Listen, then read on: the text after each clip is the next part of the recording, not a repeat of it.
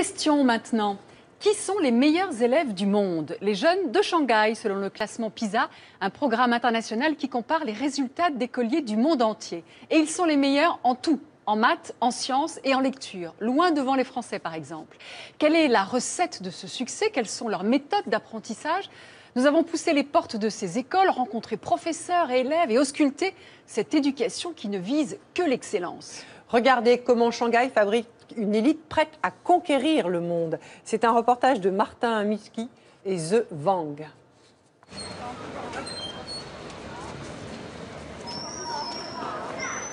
Collège public Ganquan, dans le centre de Shanghai. Comme tous les mardis, classe d'allemand pour ces écoliers chinois de première année, tirés à 4 épingles. Ici, pas de professeur. C'est Han Tao, un élève de 13 ans, qui est aux commandes. Veuillez prendre votre manuel. Un rôle qu'il prend très au sérieux. Page 28. Le plan, les plans, 1, 2, 3. Durant 30 minutes, le collégien mène ses camarades à la baguette.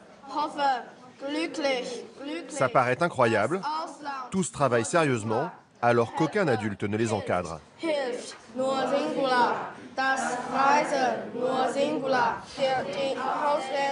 Ce n'est qu'une demi-heure plus tard que le professeur, Monsieur Lui, arrive en cours. Arrêtez-vous et levez-vous. Au total, il ne prendra la parole qu'une vingtaine de minutes. Cette méthode d'enseignement inhabituelle en France est devenue un classique à Shanghai.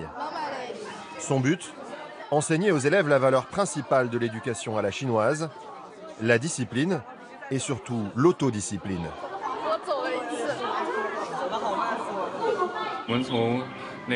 Depuis le primaire, ils doivent s'entraîner dans toutes les matières à la discipline, parce que c'est très important pour les études. Et s'ils ne la respectent pas, ils vont apprendre moins vite. Et c'est dommage. Une méthode fondée sur l'obéissance qui porte ses fruits.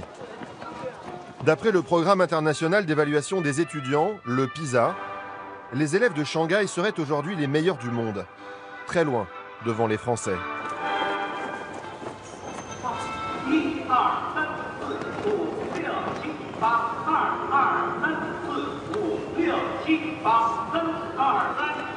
Comme Han Tao, ces élèves courent-ils tous vers la réussite?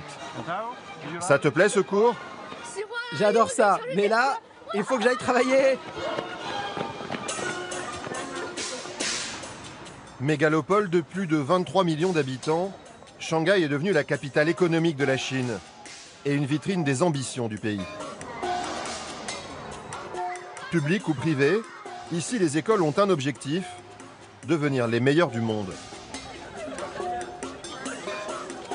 Dans la patrie de Confucius, où le sens du devoir et de l'effort sont omniprésents, quelles sont les méthodes qu'elles utilisent pour y parvenir? À quoi ressemble le quotidien de ces élèves qui espèrent conquérir les universités du monde entier?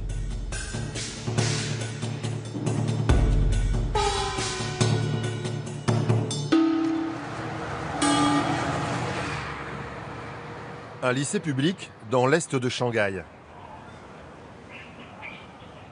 L'environnement semble idyllique, avec ses allées au nom d'illustres savants et son jardin zen. Pourtant, la vie d'un étudiant ici est un parcours du combattant. Là, il est 7h05. Ça va être une longue journée? Oh oui, ça va être une longue journée. Min Yang, 17 ans, est une élève de première, d'origine modeste.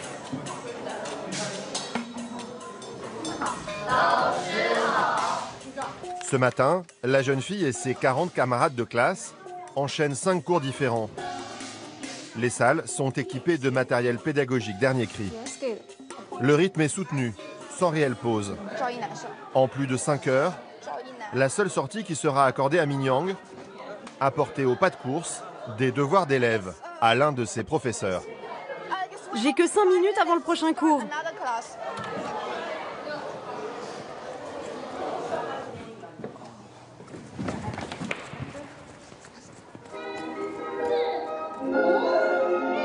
Seul moment de relaxation, la gymnastique des yeux. 2 minutes de massage au milieu de la matinée pour tenir la cadence.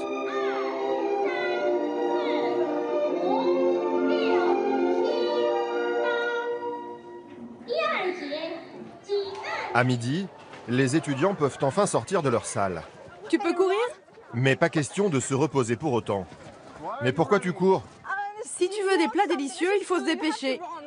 Pourquoi, il n'y en a pas assez? Ah non, ils sont limités. Ok, on court.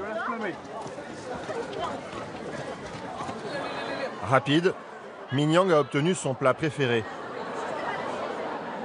Pourtant, elle ne prendra pas le temps de le déguster. Comme ses camarades, la jeune fille engloutit son repas en 15 minutes. La cause, les devoirs. Le système éducatif de Shanghai repose sur la répétition et les exercices. Très exigeant avec les élèves, les professeurs en imposent une grande quantité. Au minimum 3 heures par jour. Et toujours personne pour les encadrer, les adolescents doivent être autonomes.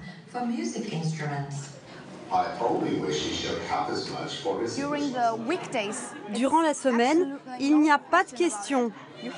Vous devez travailler. Vous n'avez pas le droit d'objecter. Vous devez travailler depuis le moment où vous vous réveillez jusqu'au moment où vous devez vous coucher. Comme je veux aller dans une des meilleures universités, si je ne travaille pas autant, c'est impossible. C'est une compétition féroce. 17 h, fin des cours pour Min-Young. Pourtant, la journée marathon est loin d'être finie. L'adolescente n'a qu'un court moment de temps libre avant de commencer ses heures d'études obligatoires. Elle en profite pour se rendre à l'English Corner. Salut Lisa. Salut David. Ce lieu est animé par David, un professeur venu d'Angleterre. Tiens, prends du thé si tu veux. Dans cet endroit, les étudiants peuvent se relaxer et discuter entre eux, à condition de parler anglais. Grâce à lui, ils parlent tous très bien cette langue. Mais pour venir ici, les lycéens ont dû faire un choix. Au moins, tu as toujours le temps de venir à l'English Corner. Oui, mais j'ai pas dîné. Moi aussi. Ça c'est mon dîner.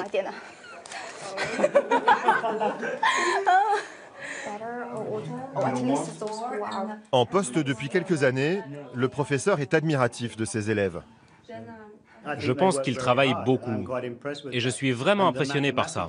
Et les mathématiques qu'ils apprennent ici sont d'un très haut niveau. On a eu des étudiants d'Espagne qui sont venus ici pour voir comment ils étudient et ici, ils apprennent ce que l'on apprend à l'université. Et lorsqu'on lui demande comment les étudiants occidentaux réagiraient à ce traitement, sa réponse est claire. Je pense qu'ils seraient en grève ou qu'ils se rebelleraient. Je ne pense pas qu'ils accepteraient ça. Je ne sais pas, je ne suis pas français, vous l'êtes. Mais je pense que les étudiants occidentaux ne pourraient pas tenir très longtemps. Min-Young, elle, tient le coup. Après 11 heures de travail, elle part maintenant faire ses 3 heures d'études obligatoires, jusqu'à 21 h. Pour avoir le droit de mener cette vie, beaucoup de lycéens ont en plus dû faire de nombreux sacrifices. Plusieurs centaines d'entre eux vivent séparés de leur famille durant la semaine et dorment à l'internat de l'école. Mais pour l'institution, cela n'est encore pas suffisant. Elle n'hésite pas à s'immiscer dans leur vie privée. L'amour, une relation entre un garçon et une fille, c'est interdit. Interdit ? Oui, c'est interdit. Oui. Si la relation est annoncée, l'école y mettra un terme. L'arrêtera. Nous sommes coincés dans une cage, comme des oiseaux. Pourtant, malgré ce manque de liberté, les lycéennes justifient ce système. Le pays, dans son ensemble, est plus important qu'un individu.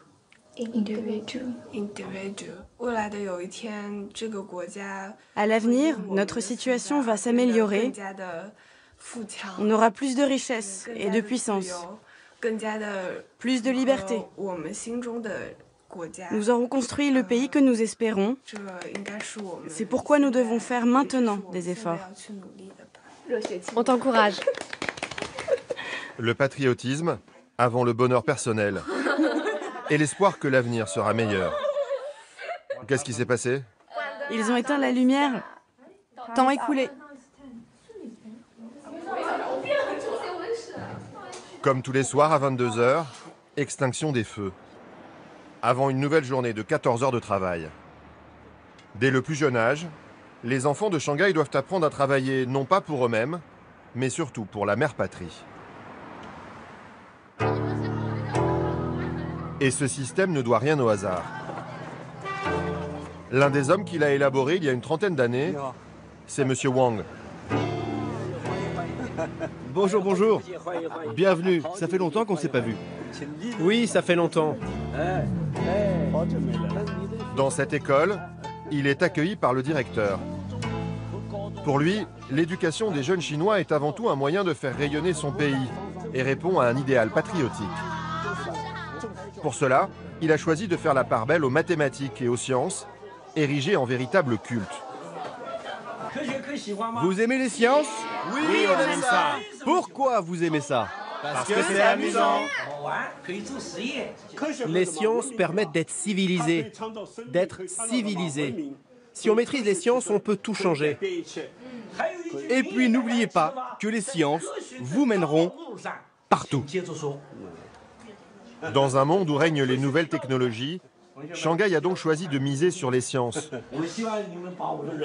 L'éducation y est conçue comme un instrument de pouvoir et de développement économique au service du pays. Nous avons réussi à intégrer les sciences dans l'esprit de chaque enfant, afin que la mère patrie devienne plus forte. Oui, je suis d'accord.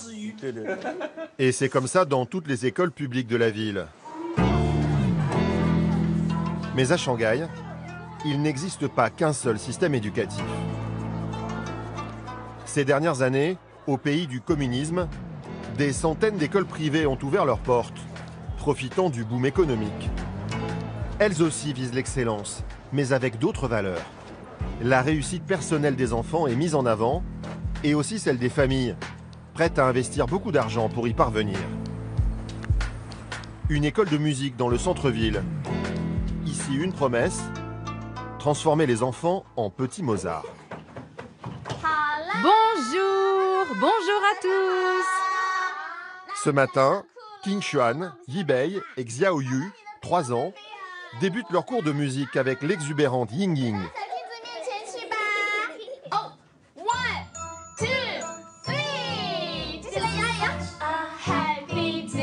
Ces enfants suivent ces cours de musique depuis 1 an. À Shanghai, il n'y a pas d'école avant le primaire. Entre 3 et 6 ans, les parents prennent eux-mêmes en main l'éducation de leurs enfants. Pour eux, ces cours sont un moyen de les préparer à leur scolarité. Je pense que ce cours est très utile. Ce professeur, outre le fait de leur enseigner la musique, elle leur apprend également des choses liées à la discipline. Et je pense que c'est très important pour son avenir d'écolier.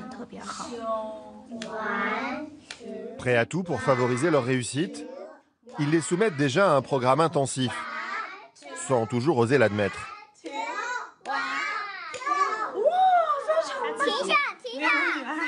C'est ma fille qui veut. D'ailleurs, elle a un programme chargé.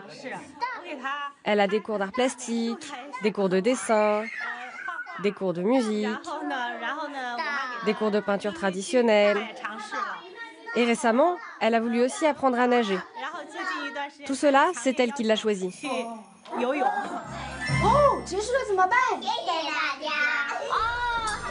Tout au long de leur scolarité, les cours extrascolaires sont devenus une quasi-obligation pour les jeunes Shanghaïens. Dès le primaire, le week-end, les 3/4 des élèves participent à des classes de soutien dans des espaces souvent minuscules d'à peine 3 mètres carrés, où ils s'entassent avec leurs professeurs. Avec tout ce travail, les jeunes ont-ils encore un peu de temps libre? La dernière fois que tu es sorti avec tes copains, c'était quand? Ah, ça fait des années. C'était pendant les vacances d'hiver? Oui. T'as déjà oublié? Au début des vacances. Pendant les vacances d'hiver, ça devait être mi-février. Moi, c'était hier. On est allé voir le film Cendrillon. Et avant? J'ai fait 6 heures d'allemand avant. Shanghai parvient à tirer le meilleur des élèves, mais cette performance a un coût. Il est humain. Comme l'ont reconnu les autorités en 2014, le suicide des étudiants serait la première cause de mortalité des 15-24 ans. Un tabou chez ces jeunes, qui ont tout de même conscience des excès du système. Que diriez-vous aux étudiants français? Surtout les Français, ne venez pas en Chine.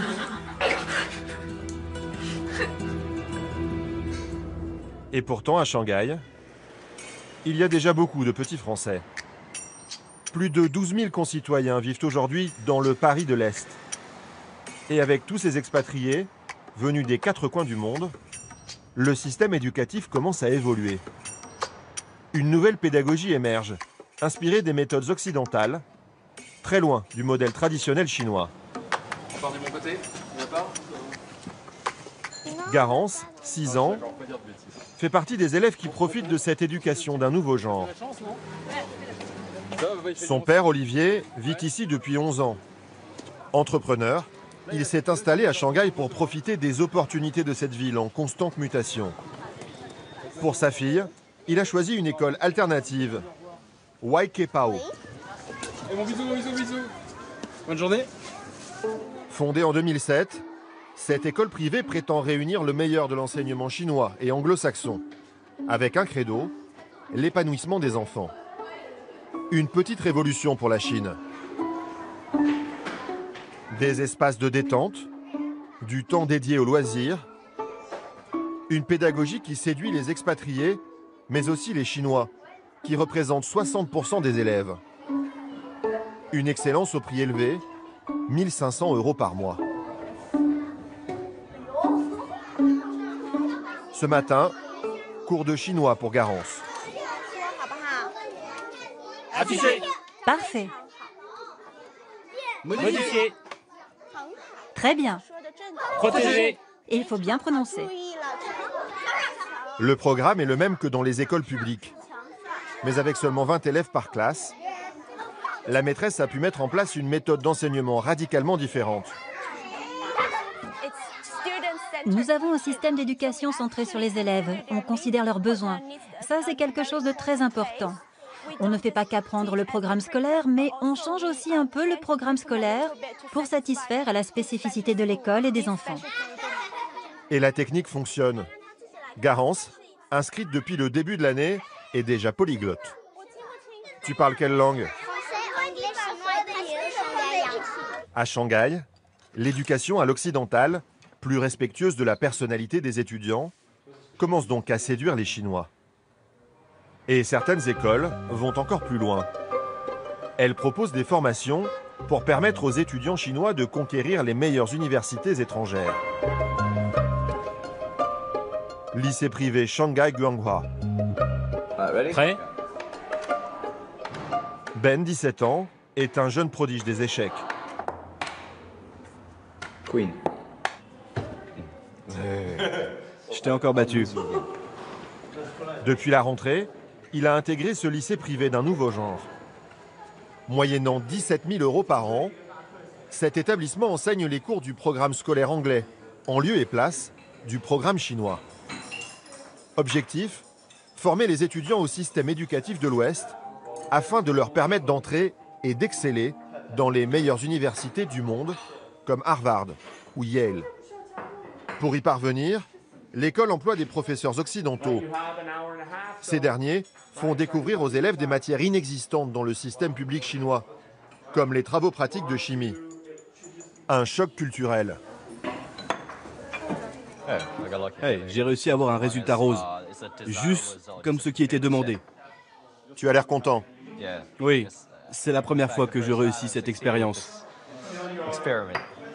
S'il se plie à ce changement de méthode, c'est pour préparer l'avenir. Ça me prépare vraiment pour mon aventure aux États-Unis. C'est ce que les universités attendent. Vous devez être indépendant et avoir une approche critique de ce que vous lisez et des connaissances que vous apprenez. Et je crois que c'est une qualité que tous les étudiants devraient avoir. Grâce à cet enseignement, Ben devrait réussir à entrer au prestigieux MIT à Boston. Étudier dans cet établissement est son rêve depuis qu'il a 11 ans. Là-bas, il pourra faire partie de l'élite des ingénieurs en informatique.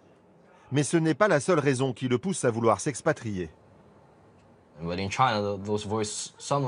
En Chine, certaines des voix sont censurées et vous ne pouvez pas les entendre. Je veux les entendre car je veux savoir comment le monde est réellement. Je sais qu'il ne correspond pas à ce qu'on regarde à la télé ou à la radio ici. Et je ne veux pas qu'on me dise comment le monde est.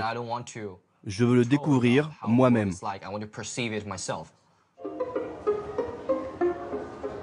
Pour poursuivre son rêve et celui de ses parents, Ben se rend à un salon organisé par les universités américaines pour recruter les élèves de la ville. Mais contrairement aux autres étudiants, il a mis au point une stratégie pour se faire remarquer. Il ne vient pas ici pour postuler, mais au contraire pour travailler bénévolement comme traducteur pour l'une de ces universités. C'est quand le recrutement ? Quand ? Ça dépend du programme.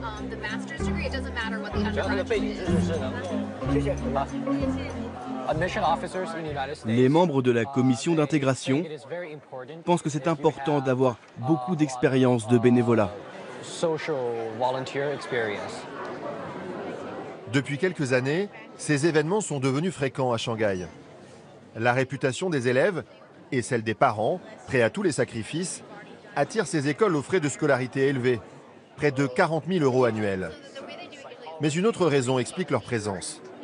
La Chine a un rôle important dans les affaires avec les États-Unis. Et donc les étudiants américains doivent mieux connaître les Chinois pour mieux comprendre leur culture et pour qu'à l'avenir, nous puissions faire de meilleures affaires ensemble. La renommée des étudiants de Shanghai a permis à la ville de rayonner partout dans le monde. On les retrouve aujourd'hui sur les bancs des meilleures écoles, comme en France, à Polytechnique.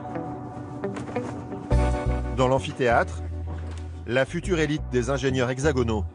Qu'est-ce que j'obtiens? J'obtiens D de F en alpha de T, alpha prime de T. Ça pris en T égale 0. Parmi eux, Yixin, une Shanghaïenne. Arrivée en France, elle a intégré sans difficulté cette grande école après une classe préparatoire. Un succès qui n'a pas étonné la jeune fille.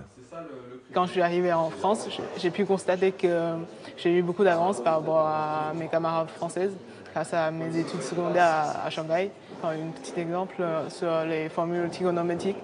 Nous, on a fait en collège, alors qu'en prépa, les élèves français, ils ne savent pas le faire et puis ils ont trouvé que c'est très difficile de les trouver. C'est vraiment une montagne pour eux, pour connaître toutes ces formules, alors que pour nous, c'était vraiment facile. Une supériorité indéniable en mathématiques. Pourtant, elle s'aperçoit rapidement que l'éducation qu'elle a reçue dans l'enseignement public chinois comporte des lacunes. À Shanghai, je ne travaille pas du tout en cours d'histoire, par exemple, parce qu'au bac, on n'a pas d'époque de l'histoire, donc on passait tout notre temps à travailler dans les domaines scientifiques. Et du coup, quand je suis arrivée en France, tous les gens autour de moi connaissaient beaucoup de choses sur l'histoire, sur le monde, sur la politique. Et moi, je connaissais rien. J'ai eu l'impression d'être assez inculte par rapport mes camarades français. Je suis pas sûr que ce soit formidable. Grâce à ses études à Polytechnique, Yishin a également découvert les joies de la vie étudiante française, comme ces moments de détente entre amis sur le campus ou les activités associatives. Une expérience enrichissante qui a changé sa vision de l'avenir. J'aimerais soit rester en France, soit partir dans un autre pays, mais pas retourner en Chine. Si je retourne en Chine, j'aurais un décalage avec la culture chinoise. Parce qu'en France, j'ai vécu tellement de choses qui m'a tellement changé que je suis plus dans le même état d'esprit que quand j'étais en Chine.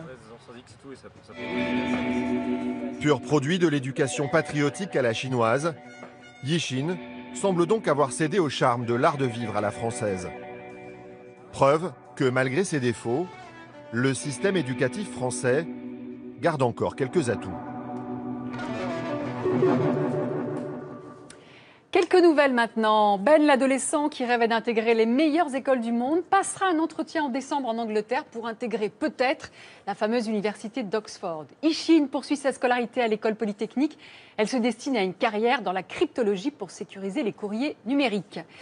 Mingyang, la jeune lycéenne au rythme effréné, révise toujours aussi dur en vue du Gaokao, le baccalauréat chinois. Son objectif, être admise à l'université de New York, basée à Shanghai, une porte d'entrée pour une future vie aux USA. Et enfin, le prochain classement PISA sera révélé le 6 décembre 2016. C'est la fin de cette émission. Merci de votre fidélité. Pour rester en contact avec nous, vous connaissez notre adresse france2.fr. Vous pouvez voir ou revoir les reportages de ce soir et nous envoyer vos remarques et vos commentaires. Pas d'envoyé spécial jeudi prochain. L'émission politique de France 2, des paroles et des actes, reçoit Marine Le Pen.